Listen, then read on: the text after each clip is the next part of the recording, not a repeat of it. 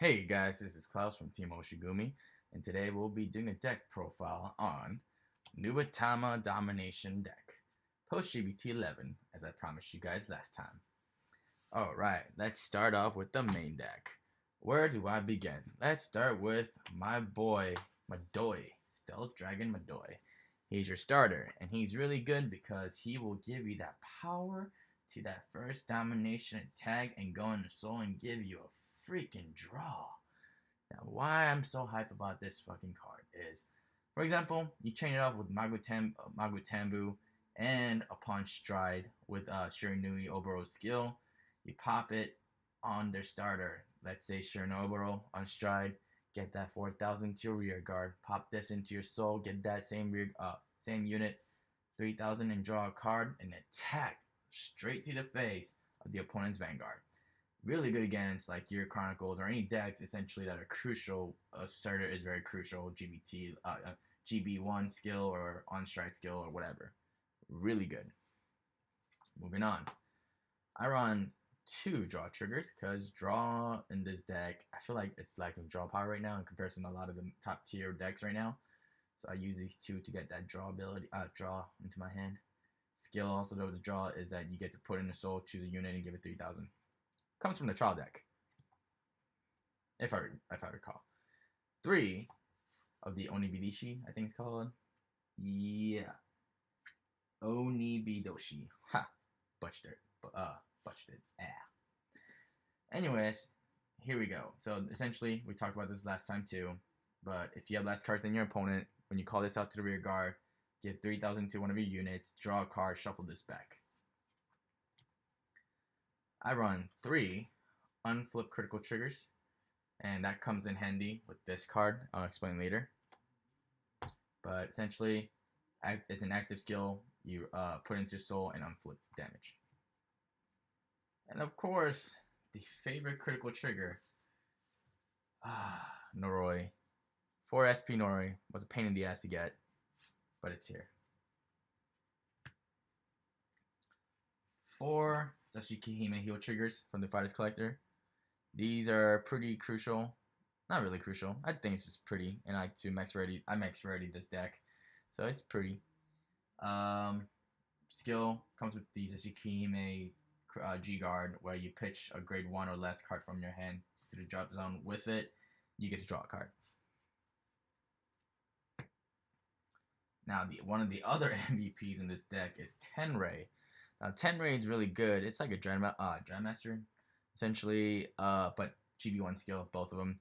First GB1 skill is that your Vanguard, if it's named Shiranui, you get to copy the name, clan, and race and nation of your opponent's Vanguard.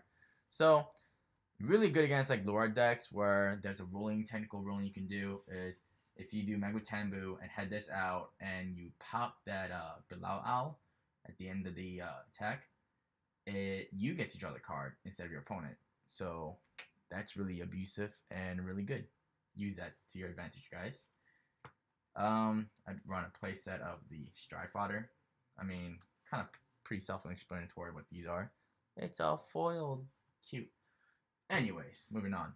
Then we got Tengai. Tengai essentially, what is it? Like when your dominated unit attacks, you get to put in a soul at the end of your turn, in counter charge. If you haven't noticed by now, this deck is very counter heavy. But you might be wondering, why are you running the dominated Domination PG? Usuro, I believe. Yeah. Essentially, I firmly believe until GBT 12, where Mukuro comes out, you don't need the unflip PG. Domination PG is a lot better. Because a lot of the meta deck right now, ZTB, fucking Shadow Paladin, Luard, is that you get to return your PG at the end of your turn, or at the beginning of your turn, or whatever. At one point or other, you're supposed to have PG at least one at every turn. Every turn you're supposed to have it on your opponent's turn. So, Domination PG skill, essentially, when there's 2 in the drop zone, if a dominant unit hits the opponent's Vanguard, 1 goes to your hand, 1 goes to the bottom of the deck. Really good. But it has to hit. Don't forget, has to hit. So if you're not using this deck and you run into someone who's using Domination deck and they are using this and they try to cheat by saying it's upon attacking, call them out because they're bullshitting. Alright, this part. I run currently 4 10Ks right now for Nubatama Grade 2. I might change that to 3 and put in a playset of Genkai instead. But anyways, right now, for a playset of 10K. And eventually I'm going to run a playset of Genkai. Genkai skill, GB1, Counterblast, Soul Blast 1. Essentially, when a dominated unit attacks, it's not once per turn. No. Don't forget, it is not once per turn. So, Counterblast 1, Soul Blast 1, you get to draw a card, and this unit gains 2,000. Really good. Alright. Another MVP of the fucking deck is Furai. Furai, essentially, once per turn, you get to Soul Blast 1 card from your Soul Blast 1 card, and you get to choose 1 card from your opponent's drop zone, and they have to call it out to your open rear guard. Essentially, this is gonna set you up for one of your strides, your finisher. Shit, I cannot remember the name right now for some odd reason. Long day. Oh, right. Oh, wow. Musion Lord. Musion Lord is bae. But this is gonna help you set your field up for Musion Lord. And now we're going to grade 3. I run 2 of Moroshige. Moroshige essentially is your beat stick. His skill is it's GB1 active skill where you get to rest one of your units, and then your opponent gets to choose to give one of his unit 3,000. Not units. One of his rear guards 3,000. Not his vanguard, rear guard only, and 3,000. And they don't have a choice. And upon doing so, this unit gains 10,000. So like what we talked about earlier, the unflip critical trigger. What I would do is I have this baby out, use it, rest the critical trigger, give this 10,000, opponent's rear guard gains 3,000, put that into soul, so I get the counter charge, and this sets up for my dominate stride skill. So 2 of these bad boys, followed by 1 Shiranui, the OG. I'm waiting for my freaking SP of this to come in, but USPS lost my package. Rah! Rage. Anyways, mainly I'm using it for the Shiranui name. Also, it's kind of pretty good when I'm using it against like Luar decks. Kind of comes in handy. Pretty much, we talked about it last time, but I'll say it again. Counterblast 1, upon striding, you get to bind one of your opponent's rear guards, and they have to discard 1 card. Yes. And also, right, the first skill, GB2 skill, when this unit attacks, if the number of cards in your hand is less than your opponent, it gains 5,000 and a crit. And now, my sweet baby, the hot stamped Shiranui Oboro. Oh, the MVP. I love how they did this one. It looks like an SP with the gold print on it. So beautiful. If you didn't know what the skill does, essentially, upon riding, you get to dominate one of your opponent's rear guard, give it 4,000, and smack their face with their own unit. Oh, and also, I guess we can talk about his first skill. Right at the beginning of the ride phase, you get to choose one of your opponent's monster from their drop zone. Not monster, card, a unit from their drop zone, and they have to call it out to a rear guard. Not an open rear guard. So, which means they can literally be a dick and call it over their unit. So, preventing you setting up a big field for Musion Lord, unless you have Furai. But, yeah. But it's beautiful. It's really great. Alright, enough about the main deck. Let's go to the stride zone. Generation zone.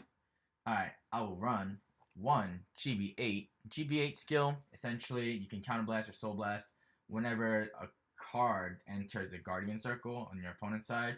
You counterblast or soul blast 1, and they have to discard 2 cards.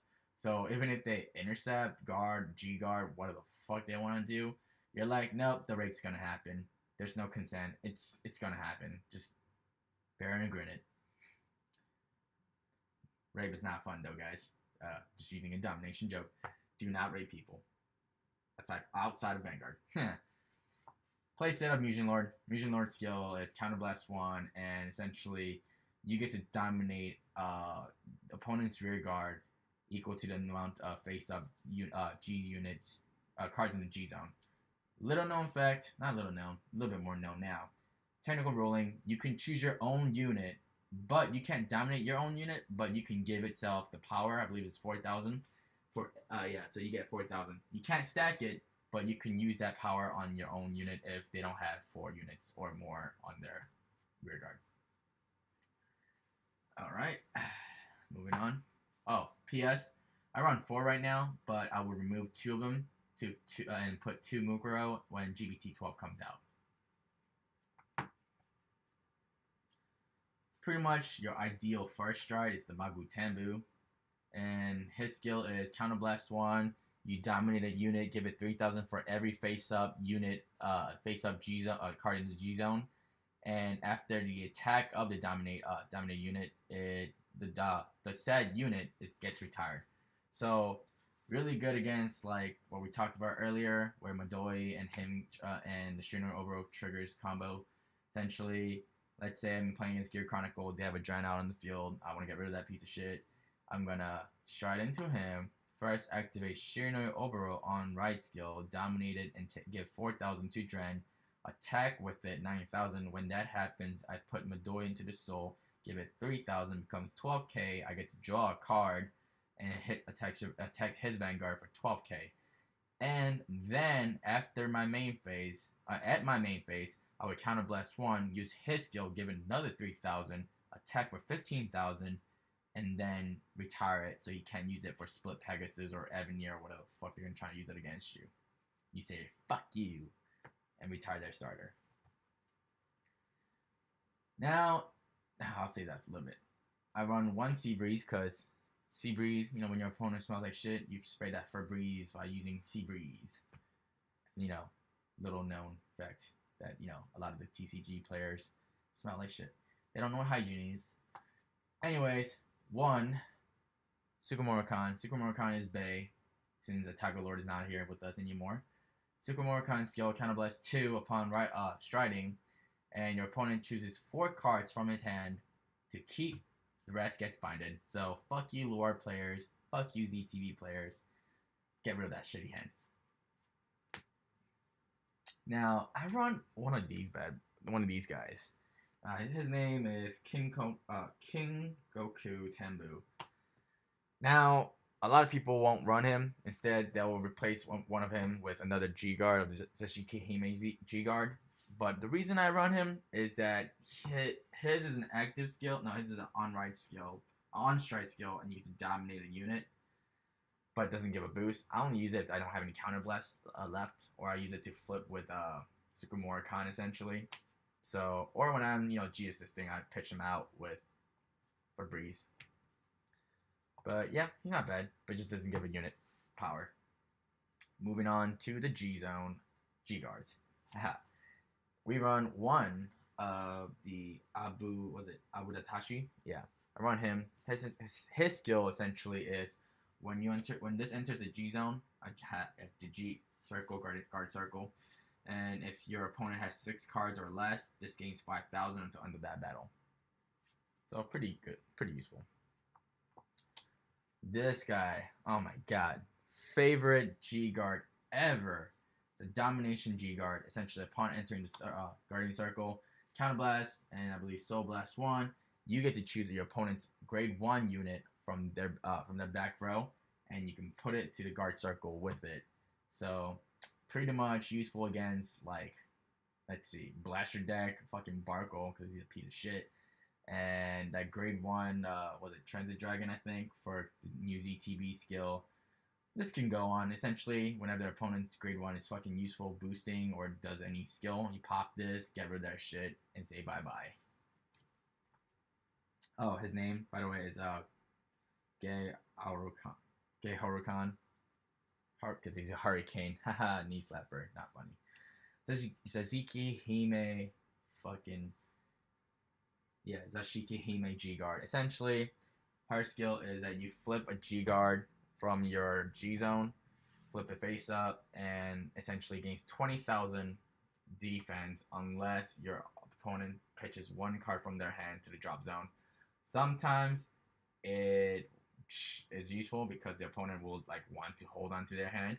Sometimes they will just discard it because they say fuck you, and then you have to pitch in more guard. But essentially, you just want to lessen their hand, and also it also helps you speed into GB8. Because once you get to GB8, you cannot avoid the incoming rape. It's gonna come and get you. I guess the main thing you gotta think about is this deck. I guess that's what we need to talk about before I end this video. It's this deck tier rate. This tier deck, tier is about 1.5.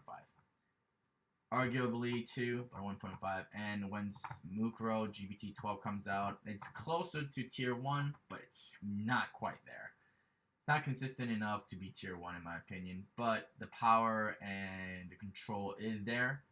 And a lot of people have been shitting on it, and a lot of people from the Facebook groups are like abandoning this deck because, you know, it's not an autopilot deck. There's an actual thought process, and you have to plan it out carefully if you're going to pop, you know, Mugen Lord skills like that. So it's really fun. There's a lot of players now, like in Houston, Texas regional, the regionals, and I believe like Singapore. I forget. There was one other regionals outside of the United States that this made top 8. I mean, in Houston, it made top. There's 2. One made it top 8. One made it the top 3. So yeah, it's got the potential it needs. It's really good against Luards. It's good against like ZTB. Just any deck that requires a lot of units to be on the field, it's really good against it. But I guess what I'm gonna say about this deck is a lot of people are underselling it right now. Pick it up. It's a fun deck to play, and when GPT-12 comes out, get the update and use it. Dominate your people and, you know, your locals, and rape them. I mean, don't rape them, but rape them in Vanguard. I cannot like emphasize that enough. Rape is not okay, guys. Only in Vanguard. You can just dominate them, and that's funny, but in real life, that's not funny. Anyways, on a brighter note, that was it for today, guys. I hope you guys enjoy my really awkward, boring deck profile. Shout out to the Facebook group. Was it Nubatama the Third Eye? If you like the Nubatama clan and you want to, you know, talk about it, the deck build and recipe and all that crap, go look that up on Facebook. I'll put the link down in the URL, the link in the description below. And also, of course, today's episode was also sponsored by Patrick O'Donnell's Designs, and I'll put that link in the description below too. God, I'm so tired. Sorry, guys. Again, I just got dominated too many times today. Anyways, see you guys later, and go have fun dominating people. Don't rape.